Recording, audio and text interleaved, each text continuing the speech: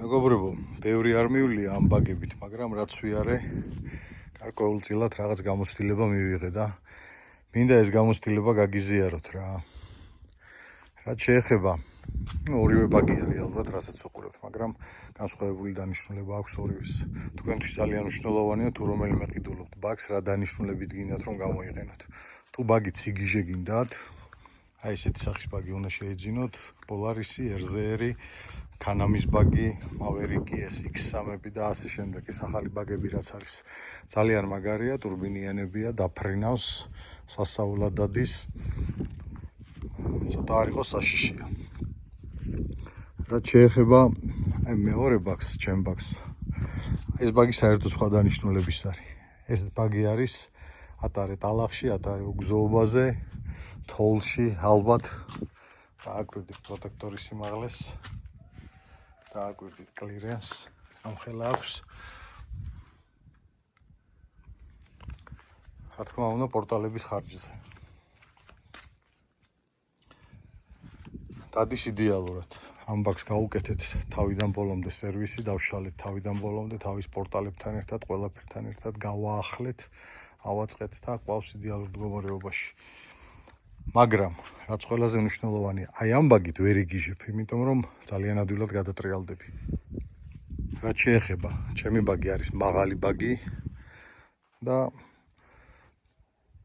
დახრილკუთხეიან გზებზე რთულად გასავლელია, რადგან შესაძლებელია რომ გადავტრიალდეთ, მაგრამ ამის დანიშნულება რაც არის სამუგზოობაზე, კვალში, სასიარულოდ, ტალახში და თოვლში არის იდეალური. აი მაგალითად ლევანის ბაგი. საკმაოდ მაგარი ბაგია. თითქმის კიტია ყველაფერი ამ ბაგს და დაფრინავს. თუ საფრენად გინდათ, აი ესეთი ბაგი უნდა იყიდოთ, ან კანამის, ან პოლარისის გარხნულ საბურავებზე, არ უნდა გაზარდოთ საბურავები, რომ დიდი დატვირთვა არ მიცეს.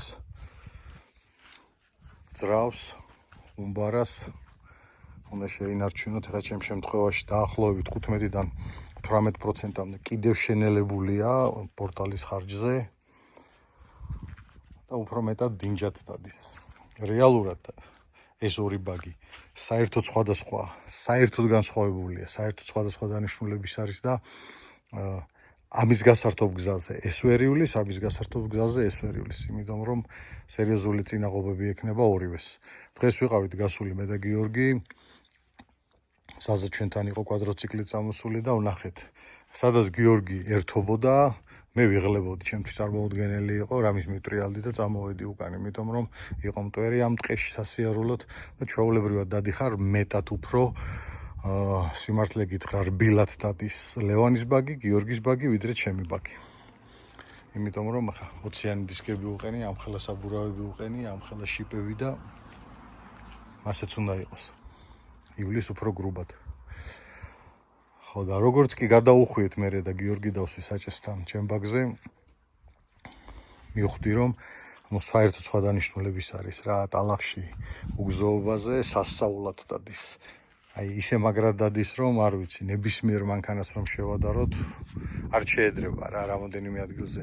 ისეთ ადგილზე გავიარეთ, ყველგან ვერ გადავიღეთ სამწუხაროდ ვიდეო, მაგრამ სადაც გავიარეთ, ძალიან მაგრად გავიარეთ. გვაქვს რამოდენიმე ვიდეო გადაღებული, იმას დავდებთ. ერთადერთი ამ ბაგებს, რისაც ეშინიათ, რომ გაითვალისწინოთ, ეს არის ღვედები.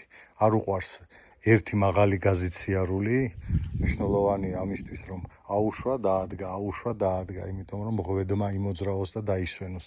არ უყვარს გადახურება, არ უყვარს გაცხელება და უგზოობაში სიარულის დროს აუცილებლად უნდა ვიაროთ დადაბლებით. ეს ყველაზე მნიშვნელოვანია. დანარჩენი რაც შეეხება, უნდა იყოს ის ღვედი, სადაც აყენია, ანუ ვარიატორთან მაქსიმალურად შეფუთული, კარგად დახურული და საჰაეროებიდან უნდა სუნთქავდეს. რადგან ყოველ წყალში ჩასვლის დროს, წვიმაში ან უგზოობაზე რო გავდივართ და რაღაც გარკვეულწილად პატარა წყალიც გვხვდება, როგორც კი მოხდება ტალახი, ღვედს ეგრევე წყვიტავს, იცით რომ ღვედი საკმაოდ ძვირაღირს, უნდა იყიდო ქარხნული ღვედი, ჩინური ღვედი არ მუშაობს ამაზე, რამდენჯერაც დავაყენეს ბიჭებმა გაწყდა, ანუ ქარხნულ მდგომარეობაში ქარხნული ღვედი ღირს სადღაც 800 ლარი, მაგიტომ მოფრთხილება სჭირდება, რაც ყველაზე მნიშვნელოვანია ამ ბაგისთვის.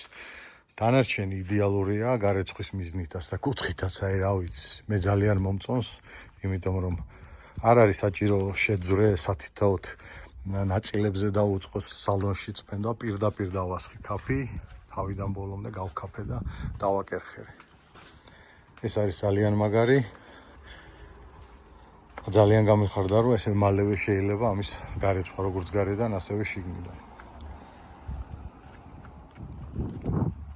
თუ რამე შეკითხვები გექნებათ, შეგიძლიათ მოგწეროთ, გაგვიზიაროთ.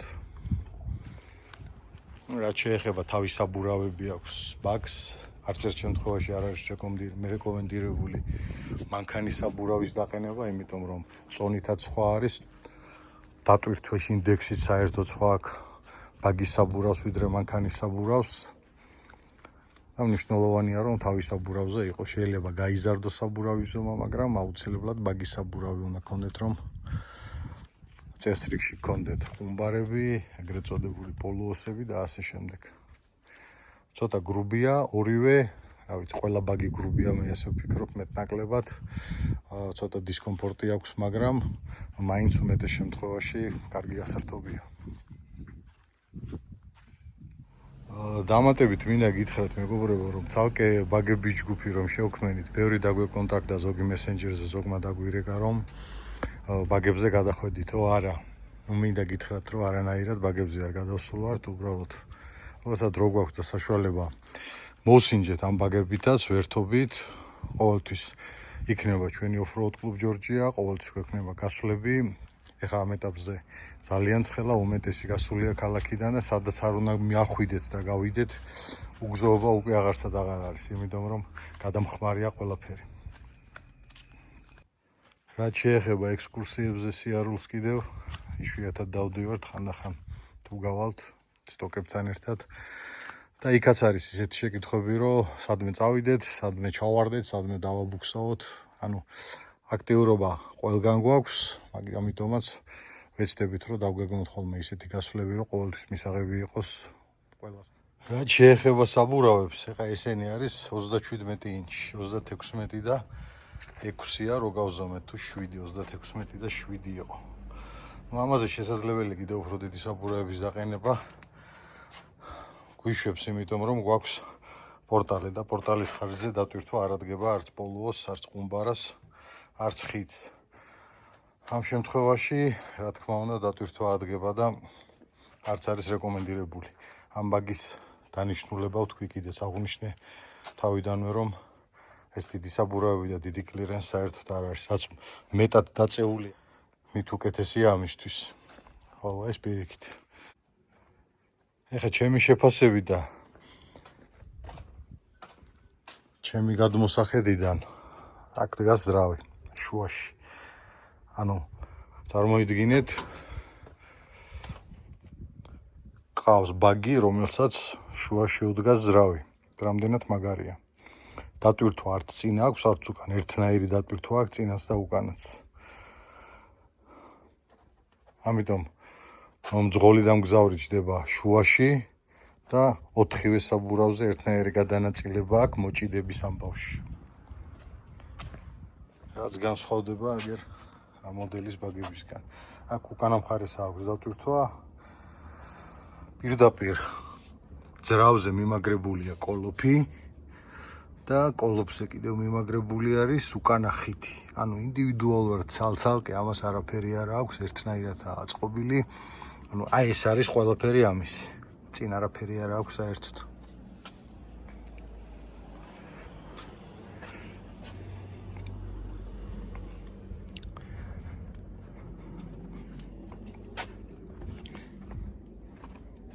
ხიდის შემთხვევაშიც კარდანი აქედან გადის, ხედავთ ხო?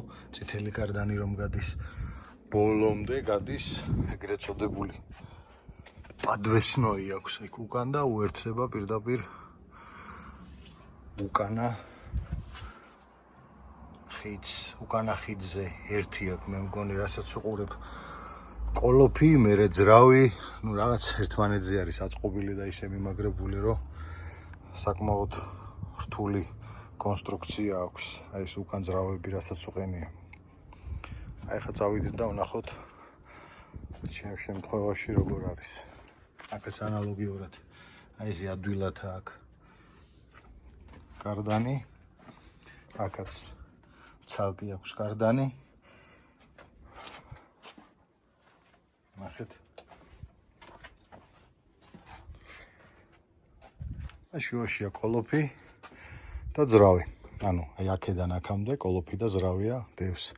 ბიშადგომა ძალიან ადვილია, ეს პლასმასი ხდება, ეს პლასმასი ძვრება, ანუ ეს ქვედა ნაწილი ძვრება. ფაქტობრივად აქ მოგიწევს მუშაობა, თუ რამე პრობლემა შეექმნა შენ ბაქს.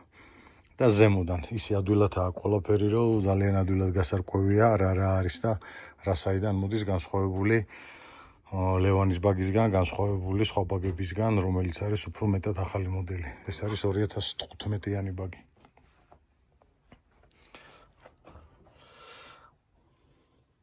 ეხლა დადებითი რა აქვს და უარყოფითი ჩვენს და ლევანის ბაგს.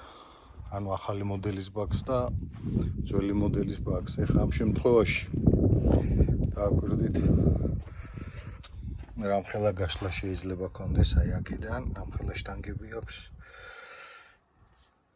სუხოის უჭირავს რა თქმა უნდა, ეს სუხოი რო ჩაიხსნა საკმაოდ დიდი გაშლები ექნება. შეიძლება დაგვარათ რაც შეუძლია. წინ ჩვეულებრივად. ჩემიც წინ ჩვეულებრივად არის. დიდი არაფერი განსხვავებული კონსტრუქცია არ გვაქვს, მაგრამ უკვე ამ შემთხვევაში ნახეთ. თითქმის ჩემი როგორც წინ, ისევე უკან არის და გაშლაც შესაბამისად იმდენი არ აქვს, რამდენიც უნდა ქონდეს. ან ძალიან დიდი გაშლა არ აქვს. აქვს საკმაოდ კარგი გაშლა, მაგრამ რასაც ქვია რომ რაღაც ასაული გაშლა ქონდეს, საბურავი კარგებოდეს, დაბლა არ აქვს. ამ შემთხვევაში გვაქვს ჰაერით დამტუმბავი რეზერვუარი, ჰაერიც კომპრესორი აღენია შიგნით, შეგვიძლია კომპრესორით გავბეროთ, რით კლირენსიც აეწევა, მაგრამ მე არ ვაინჭებ ამას უპირატესობას დიდად, იმიტომ რომ რეალურად ეს რომ გავბეროთ, ისედაც კუთხეებს იკეთებს აქ და საკმაოდ დიდ კუთხეს გაიკეთებს. ამიტომ აღარ არის ამაზე მეტი კლირენსი საჭირო, ისედაც საკმაოდ დიდი კლირენსი აქვს, აი სულ დაწეულზე ბოლომდე დაახლოებით 55-56 სანტიმეტრია.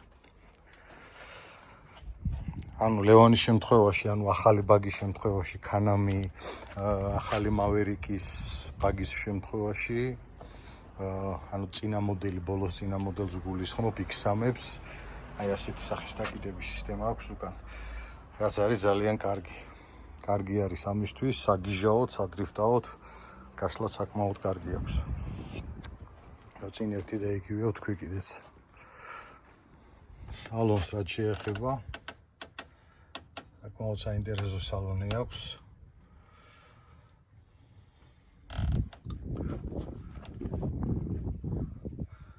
თავიდან ბოლომდე დადუგული. ჩვენი სალონიც. რადიატორი ამას უკან აქვს გადმოტანილი ქარხნულად, ანუ ტალახების სასიარულოდ რომ რადიატორი არ გაგვებიდნოს. აი ესეთი სახის სალონი გვაქვს აქ. განსაკუთრებული დიდი არაფერი, რაც მნიშვნელოვანია, ყველაფერი აქვს. ბოქსის ამორტიზატორებზია ძალიან ბევრი პოზიცია აქვს, რამდენზეც გვინდა დავაყენებთ, ანალოგიურად ჰაერის დამბერავები აქაც აქვს, წინ ერთნაირად იბერება წინ და უკან. და კლირენსს დაახლოებით 10-15 სანტიმეტრით კიდევ უმატებს მაღლა. ანუ სიარულის დროს იბერება და ადის მაღლა.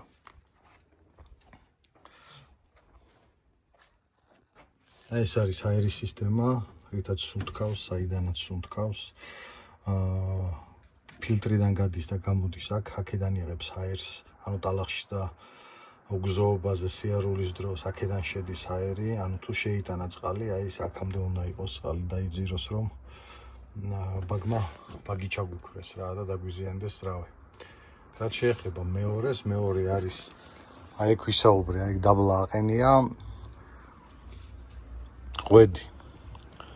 ანუ ვარიატორზე დგას ღვედი, საიდანაც გადაეცემა ძრავის სიჩქარე ვარიატორს და ბაგი იწყებს სიარულს. ამ ღვედს აქვს ხუფი და ამ ხუფს აქვს ორი გამანაწილებელი, ერთი მარცხნივ, მეორე მარჯვნივ, რა ვიცი, ჰაერი აქედანაც ანალოგიურად უნდა იყოს და ისუნთქოს, გამოვიდეს და ესეც ჰაერებია, ესეც სასუნთქია, აქედანაც უნდა აიღოს ჰაერი.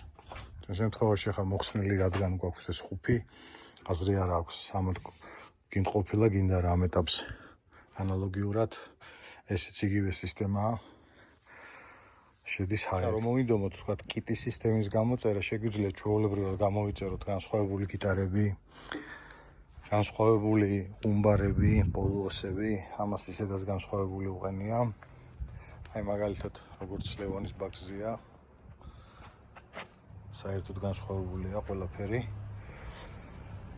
ანუ ყველა მოდელზე არსებობს ეს კიტი, შეგვიძლია გამოვიწეროთ და მეტად უფრო დაცული ვიქნებით და უფრო ძლიერი. გაგვიჩნდება ესეთი შეკითხვა, რომ აი ეს რატომ არის ესეთი, თქვათ, ვიწრო, რატომ უფრო სქელი არ არის, რატომ უფრო ძლიერი არ არის, ან რატომ უფრო გადაბმა არ აქვს აქ დამატებით, იმიტომ რომ პირველი დაზიანება ყოველთვის იღებს ეს უნდა დაზიანდეს დარტყმის შემთხვევაში, რომ არ დავაზიანოთ ჩვენ რამა. რამის დაზიანება მეტად უფრო პრობლემური იქნება, ვიდრე დაზიანდეს ნებისმიერი სხვა ისეთი მექანიზმი, რომელიც გამოცვლად შეიძლება სულ რაღაც 1 საათში. აი ამიტომ არის მეგობრებო, მეტად უსაფრთხოდ გაკეთებული ისე, რომ ამ გიტარებს დიდი დატვირთვა არ ქონდეს. ნებისმიერი დარტყმის ან მიჯაღების შემთხვევაში, რომ ადვილად შეძლოს მოღუნვა ან გატეხვა და ასე შემდეგ. რაც შეეხება ამის ბამპერს, ეს ქარხნული არ არის. მერე დაყენებული ბამპერია. მე ასე დამხვდა. უბრალოდ მოვაწესრიგეთ, ჯალამბარიც დავშალეთ, გავწმინდეთ, დავადაოდეთ, მუშაობს იდეალურად. და წარმოიდგინეთ, აი ეს არის სულ ამის რამა. მე ხა ერთი თვალით რო შევხედოთ, არაფერი არ არის, მაგრამ წონაც არ აქვს რა, იმიტომ დარბის კალიესავი და დახტის, ანუ ბაგის დანიშნულება ის არის, რომ ნაკლები წონა კონდეს, ძლიერი ძრავი კონდეს და ირბინოს კარგად. წინა საქარემინა. აქვს, გაკეთებული აქვს. საქარემინა ასეთი. არის სხვადასხვა ვარიანტები, მაგრამ ისეთი ვარიანტი არჩია, რომელიც არ ყვითლდება. მშვენივრად არის. შესაძლებელი ამაზე გამოვიწეროთ დაახლოებით $50 ჯდება საწმენდი თავის მისასხმელით და ანალოგიურად შეიძლება მეც დავაყენო ზამთარში. ძალიან პრაქტიკულია, ოღონდ მნიშვნელოვანია რომ მისასხმელი ქონდეს და საწმენდი, იმიტომ რომ ძალიან მალე ისვრება უგზოობაზე და ტყეში და ფიზიკურად ხილვადობა გაქვს.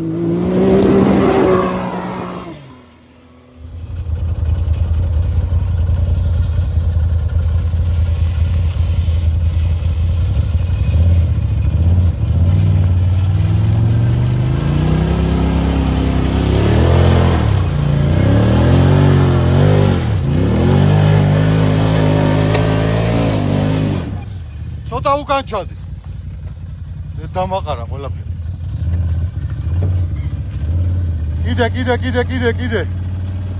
კიდე. კაი.